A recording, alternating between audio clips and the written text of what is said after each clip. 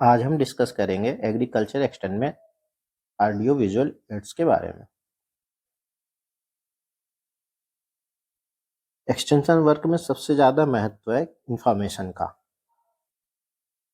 और audio visual aids वो माध्यम है जिससे हमें कोई भी इंफॉर्मेशन या नॉलेज रिसीव होती है। स्टार्टिंग में हमें किसी भी प्रकार की इंफॉर्मेशन या नॉलेज को शेयर करने के लिए एक दूसरे से बातचीत के ही भरोसे रहना पड़ता था, यानी माउथ टू माउथ जानकारी या नॉलेज इंफॉर्मेशन शेयर होता था। फिर आया लिखने का दौर, न्यूज़पेपर, प्रिंट मीडिया, बैनर्स। इसके साथ ही आया बाद में रेडियो वेव्स, जिन्होंने जन्म दिया रेडियोस का। इससे हम एक दूसरे से नॉलेज और इन्फॉर्मेशन शेयर करने लगे। और फिर इंटरनेट के साथ ही कंप्यूटर्स, लैपटॉप, प्रिंट मीडिया और भी डेवलप हुई। इनके जरिए इन्फॉर्मेशन, नई नॉलेज, टेक्नोलॉजी शेयर होने लगी, और ज़्यादा से ज़्यादा कॉम्पैक्ट होते होते ये हम पहुंच गए स्मार्टफोन्स पर। और लगातार ये प्रक्रिया डेवलप होती जा रही है, नई टेक्नोलॉजी दिन प्रतिदिन आती जा रही है, जिनसे इंफॉर्मेशन शेयरिंग और नॉलेज ट्रांसफर मतलब और भी आसान हो गया है। अब हम बात करते हैं ऑडियो विजुअल एड्स के टाइप्स की। ठीक है, ये 3 तरीके के होते हैं: ऑडियो, विजुअल, ऑडियो और विजुअल। ऑडियो डिपेंड करता है हमारी हियरिंग सेंस पे, विजुअल डिपेंड करता है हमारी साइट सेंस पे, और ऑडियो विजुअल हमारी हियरिंग एंड साइट दोनों पे डिपेंड करता है। ये तीनों को डिवाइड किया गया है हमारी सेंसेस के आधार पे, on the basis of senses. ये ध्यान रखने वाला है। सबसे पहले हम बात करते हैं ऑडियो एड्स की। ठीक है, एग्रीकल्चर एक्सटेंशन में जो सबसे ज़्यादा ऑडियो एड्स यूज होते हैं वो ये 4 टाइप के हैं। ठीक, पहला है हमारा पब्लिक एड्रेस सिस्टम,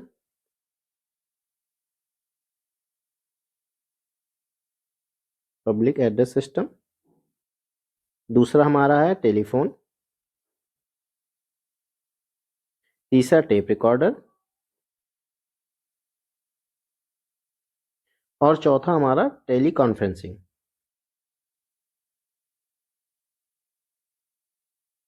ये हमारा सबसे प्रिमिटिव यानी सबसे पुराना प्रचार माध्यम है जो आज भी चला जा रहा है। पहले लोग ढोलक, भोपू वगैरह इसका बजाते हुए अपनी बात रखते थे, और आज हम इलेक्ट्रॉनिक उस पे आ गए हैं, यानी लाउड स्पीकर बजाते हुए अपनी बात रखते हैं। ठीक, दूसरा हमारा टेलीफोन। इसका आविष्कार किया था अलेक्जेंडर ग्राहम बेल ने 1876 में। अलेक्जेंडर ग्राहम बेल, ठीक है, 1876 में। और इसमें एक ये कंट्रोवर्सी कह लें, कुछ लोग 1849 में एंटोनियो म्यूची नाम के इटालियन डेवलपर थे, इन्वेंटर, उन्हें भी इसका श्रेय देते हैं। एंटोनियो म्यूची। कभी भी पूछा जाए हमें ग्राहम बेल को ही चूज करना है। ठीक, इसके बाद आता है हमारा टेप रिकॉर्डर। ठीक, टेप रिकॉर्डर इसमें भी ये मतलब टेलीफोन जैसी ही कंडीशन है। 1931 में फ्रिज नामक डेवलपर या साइंटिस्ट ने टेलीफोन का आविष्कार किया था, मगर 1886 में ग्राहम बेल के पास नॉन मैग्नेटिक टेप रिकॉर्डर का पेटेंट था। मगर वर्किंग टेप रिकॉर्डर की बात की जाए तो हमें फ्रिट्ज को चुनना है। अब बात करते हैं टेलीकॉन्फ्रेंसिंग की। टेलीकॉन्फ्रेंसिंग बिल्कुल आज की वीडियो कॉन्फ्रेंसिंग जैसा है, बस इसमें हम वीडियोस नहीं होती, हम केवल एक दूसरे की आवाज़ पे ही निर्भर रहते हैं। कह सकते हैं सेलफोन की जो कॉन्फ्रेंस कॉल होती है वो कुछ इस ऐसी ही होती है। और इसके बाद एक चीज़ ध्यान देने वाली होती है इन चारों के बारे में, ये है कि जो पब्लिक एड्रेस सिस्टम है हमारा, वो मास कम्युनिकेशन के लिए यूज होता है, मास कम्युनिकेशन के लिए। टेलीफोन हमारा इंडिविजुअल, यानी एक एक ही पर्सन से हम बातचीत करते हैं, या दोनों तरफ से दो लोग होते हैं।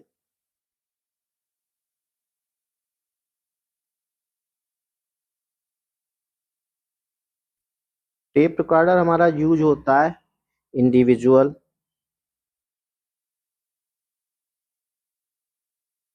मास और ग्रुप, सभी प्रकार से। वहीं हमारी टेली कॉन्फ्रेंसिंग एक ग्रुप स्पेशल के लिए रहती है। ठीक है, अब हम बात करेंगे विजुअल एड्स के बारे में। ठीक है, और ये दो तरीके के होते हैं। पहला हमारा नॉन प्रोजेक्टेड, नॉन प्रोजेक्टेड, दूसरे हैं प्रोजेक्टेड। ठीक है, हम्म, अब नॉन प्रोजेक्टेड में हमारे कौन कौन से इंपॉर्टेंट एड्स हैं। इसमें सबसे पहला है हमारा चाक बोर्ड, और हम सभी का कॉलेज स्कूल में कभी ना कभी इससे पाला जरूर पड़ा होगा। ठीक है, दूसरा है हमारा बुलेटिन बोर्ड, बुलेटिन बोर्ड। ये अक्सर आपको ऑफिस, कॉलेज या स्कूल के बाहर देखने को मिल जाएगा, जिसपे मैसेज, इंफॉर्मेशन और न्यूज़ वगैरह शेयर की जाती है। ठीक? तीसरा हमारा विजुअल एड है पिक्चर। इसके बारे में ज़्यादा बताने की जरूरत नहीं है, लगभग सभी आज के दौर में इसके बारे में जानते ही हैं। चौथा हमारा है फ्लैनेल ग्राफ। फ्लैनेल ग्राफ ये एक तरीके का स्टोरी टेलिंग मैकेनिज्म होता है। स्टोरी टेलिंग, ठीक है।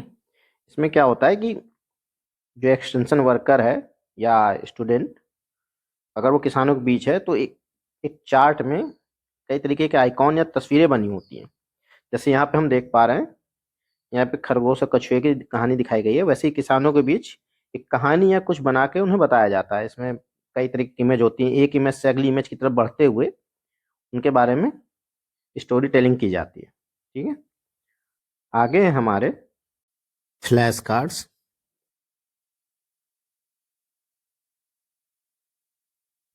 फ्लिप चार्ट्स और पोस्टर्स। ठीक है, ये टू साइडेड भी हो सकते हैं।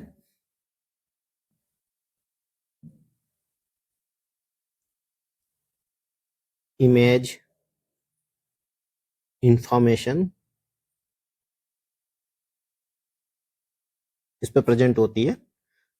अक्सर एक्सटेंशन वर्कर कार्ड्स को सामने रखकर इसके बारे में अपनी ऑडियंस को एंटरटेन करता है।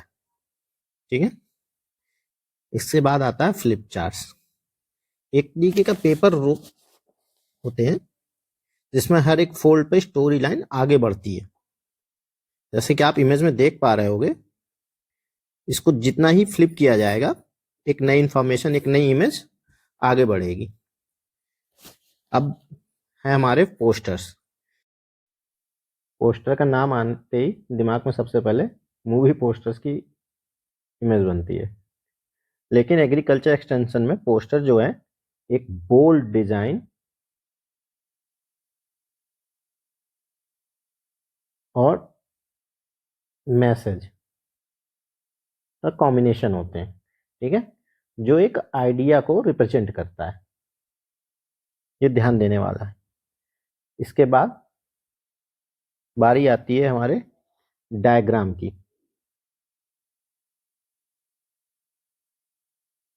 जो काफी बोरिंग होते हैं, क्योंकि ये ज्यादातर एक्स, वाई और जेड के फॉर्म में इंफॉर्मेशन को या डाटा को रिप्रेजेंट करते हैं। अक्सर आपने रिसर्च पेपर, पीएचडी थीसिस वगैरह में इस तरीके की चीज़ें देखी होंगी। अब बारी आती है हमारे स्पेसिमेंस की।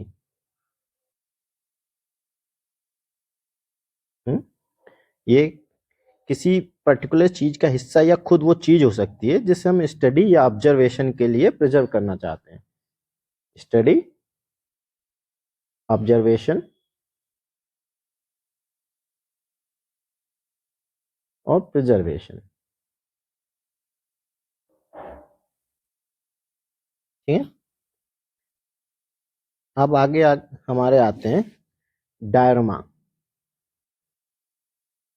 अगर यूट्यूब में इस वर्ड को सर्च करेंगे तो आपको काफी अच्छे अच्छे आर्ट वर्क देखने के लिए मिल जाएंगे।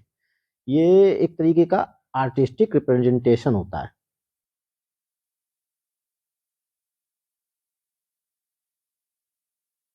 रिप्रेजेंटेशन जो किसी सिचुएशन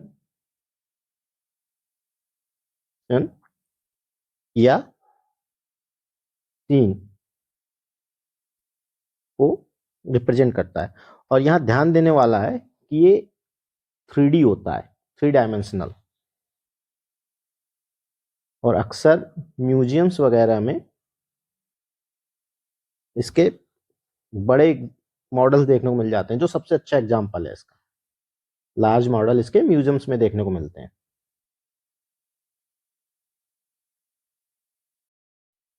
अब बारी आती है प्रोजेक्टेड हेड्स की। ठीक है। इसमें सबसे ज्यादा यूज होता है प्रोजेक्टर्स का, और यही इनके बीच में डिफरेंस है, नॉन प्रोजेक्टेड और प्रोजेक्टेड हेड्स के बीच में। इसका सबसे पहला एग्जाम्पल है हमारा स्लाइड्स। ठीक है। पीपीटी बनाते वक्त अक्सर हमने इस वर्ड्स का यूज होते सुना होगा। ठीक है, मगर ये वो चीज नहीं है। इसका इस्तेमाल होता है लाइट प्रोजेक्टर में, जहाँ पे हम स्लाइटली ट्रांसपेरेंट फिल्म का यूज करते हैं।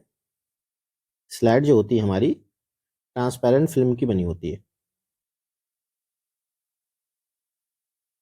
फिल्म की बनी होती है, जिस पर कोई इंफॉर्मेशन मेशन या डायग्राम वगैरह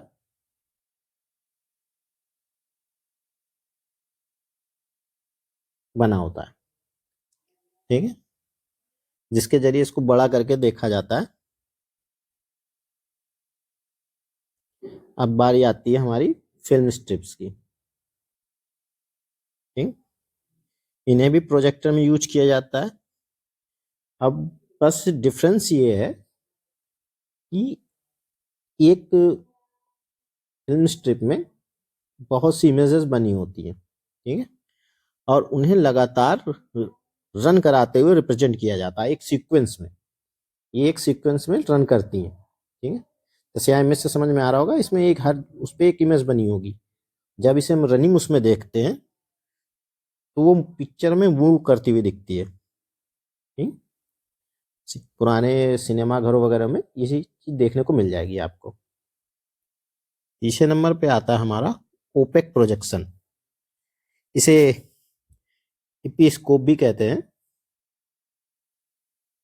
भी कहा जाता है। इसमें इमेज इनलार्जमेंट होता है। इमेज इनलार्जमेंट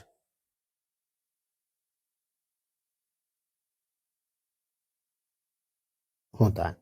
ठीक है, यह हाई रेजोल्यूशन पे काम करता है।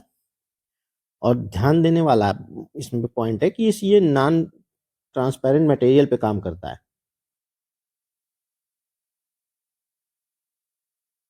Parent material. ठीक है, और हाई रेजोल्यूशन।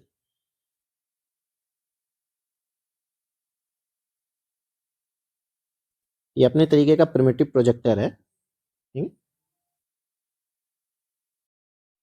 ओपेक प्रोजेक्शन के बाद आता है हमारा ओवरहेड प्रोजेक्टर। ठीक है, अक्सर क्लासरूम्स और कॉलेज वगैरह में सीलिंग के ऊपर ही लगे मिल जाते हैं। ये एक नॉर्मल प्रोजेक्टर है जिसे छत पर लटका दिया जाता है। अक्सर यूनिवर्सिटीज, कॉलेज वगैरह में ये आपको आराम से देखने को मिलेंगे। हम्म?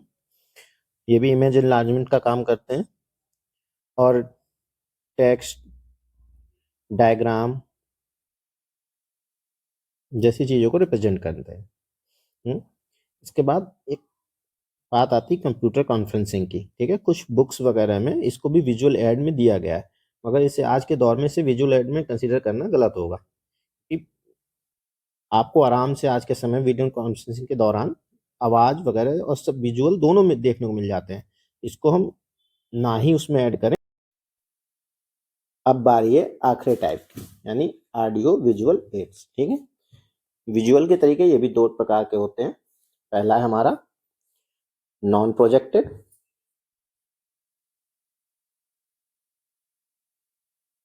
दूसरा प्रोजेक्टेड। ठीक है, इसमें हम सबसे पहले बात करेंगे एग्जाम्पल में इनके पपेट शोज की। ठीक,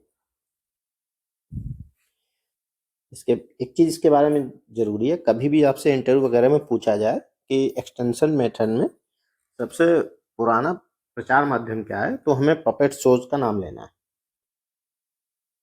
पपेट शो। फिर हमारे अगला ऑडियो विजुअल मीडियम है टॉकिंग डॉल्स। सेम पपेट्स के तरीके ये होती हैं, बस इसमें वेंट्रिकुलिज्म का इस्तेमाल होता है, यानी कि पपेट का केवल मुंह वर्क करेगा, ठीक, और बोलने वाला कोई और होगा। इसके एग्जांपल टीवी वगैरह में और कॉमेडी चैनल्स वगैरह में काफी आपको देखने को मिल जाएंगे। ठीक, talking doll.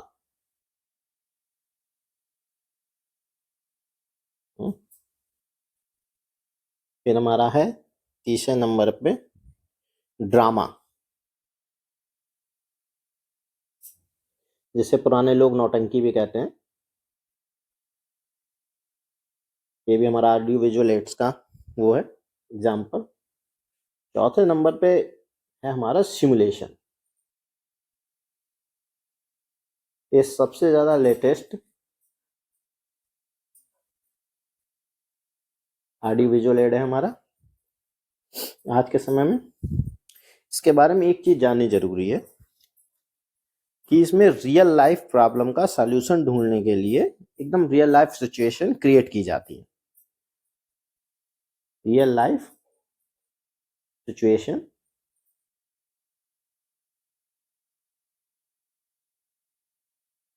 to found a solution of real life problem.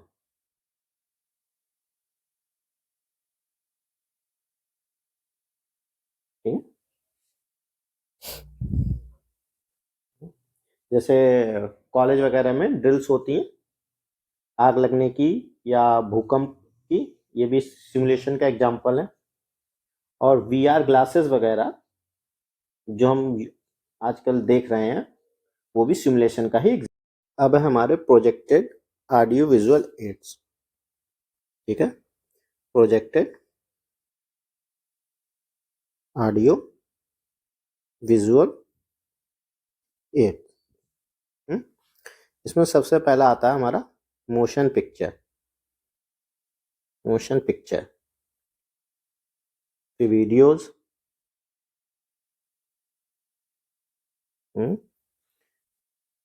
Computers conference वगैरह के लिए। फिर हमारी वीडियो कॉन्फ्रेंसिंग।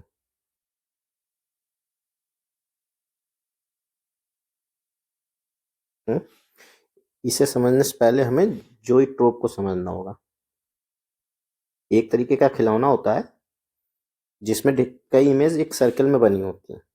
जब ये मूव करता है तो हमें ये इसके अंदर बनी हुई इमेज, यानी जो घोड़ा बना है या जानवर जो भी बना है, वो हमें रन करता हुआ दिखाई देता है। ठीक है, यही कॉन्सेप्ट सिनेमा हॉल्स में यूज होता है। वो इसका सबसे बड़ा एग्जाम्पल है। जितनी भी बड़े पर्दे पर मूवी देखते हैं वो इसका अच्छा एग्जाम्पल है। ठीक है, बस अंतर इतना है इसमें साउंड इफेक्ट्स भी होते हैं। ठीक? इसलिए ये ऑडियो विजुअल की कैटेगरी में आ जाता है। अगली हमारी एग्जांपल है वीडियोस। सबसे पहले तो ये जाने कि ये हमारी लैटिन वर्ड से आई हैं। लैटिन वर्ड से हमारा वीडियोस आया है। और इसके बारे में ज़्यादा जानने की जरूरत नहीं, क्योंकि आजकल तो अब तक हम एग्रीकल्चर एक्सटेंशन से जुड़े बेसिक एड्स के इम्पोर्टेंस के बारे में समझ चुके हैं। ठीक है, फिर भी कुछ चीज़ें बाकी हैं, जैसे वीडियो और इमेज। ठीक है, जो वीडियोस हमारी यूज होती हैं वो कॉम्प्लिकेटेड या टफ मेथड्स को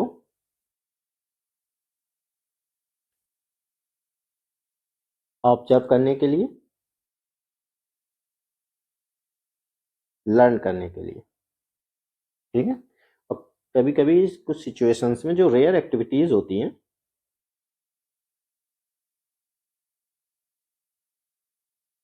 होती हैं उनको अंडरस्टैंड करने के लिए, जैसे किसी आर्किड का कई सालों बाद खिलना। वहीं पर इमेज जो है हमारी इंफॉर्मेशन को समराइज करने में,